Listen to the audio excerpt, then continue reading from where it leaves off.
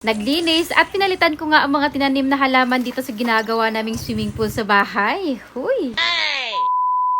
Swimming pool update sa mga nangungumusta sa ating swimming pool pagkatapos ng sunod-sunod na ulan at nasabayan pa nga ng kabisihan namin sa mga nakalipas na buwan. Ganito nga itsura ng mga halaman na nilagay ko nga dito sa may hagdanan sa pool. Nagsitanggalan nga yung mga dahon. Tapos nilinis nga namin ni Mark itong malaki at maliit na pool para sa mga bata. Once or twice a week nga kami naglilinis dito, lalo na pag ginagamit namin. Mahirap talaga ang maintenance sa ganito, lalo na sa oras. It takes time to clean. Dahil sa natural water under the lupa nga ang tubig, ang bilis maglumot sa tiles pag di nalilinisan. Unti-unti na rin nga natakpan ng damo itong bato na ginawa natin, kaya tinanggal ko nga ang mga tumutungo dito. At ang ganda pa rin nga tignan ng mga DIY bato, kahit na matagal na rin nga silang nakadesign dito. Uy!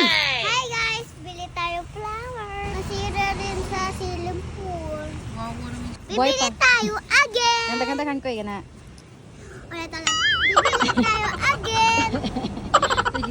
Nung nakaraang araw, bumili nga kami ng mga flowers kila kuya kung saan nga ako bumibili ng bulaklak para ipalit ko nga doon sa mga nakatanim sa may hagdan ng pool. Bago ko umpisan sa pagtatanim, 30 minutes before kumain, ay uminom muna nga tayo ng barley paragis with spirulina para sa ating health and overall wellness. Wala itong ibang halo, pure barley at paragis at spirulina lang ang laman sa pack na to. At parang matcha na unsweeted lang nga ang kanyang lasa. Kahit si Inday nasarapan din nga uminom dito. At napaka-affordable lang dahil ang 395 may isang pack ng 100 grams ang laman at 40 to hanggang 50 glass na nga ang natitimpla mo rito. Go! Dadalhin ko na nga sa may pool itong nabili kong halaman para mailipat ko na at bumili na rin nga ako na pampataba ng ihahalo ko nga dito sa lupa para mas ganahan nga silang tumubo. Huy!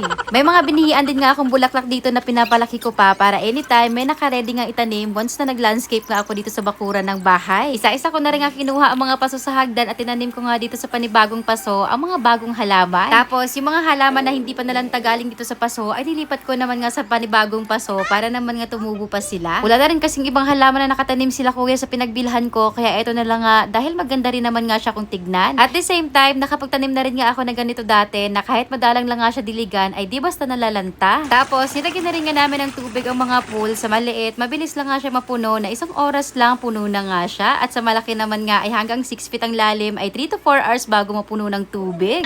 Pag puno, ready to babad na nga ang mga Inday with floating panchicha para di akyat baba sa pool. Anytime, nakakapag-swimming nga kami ni Inday with family. Huy!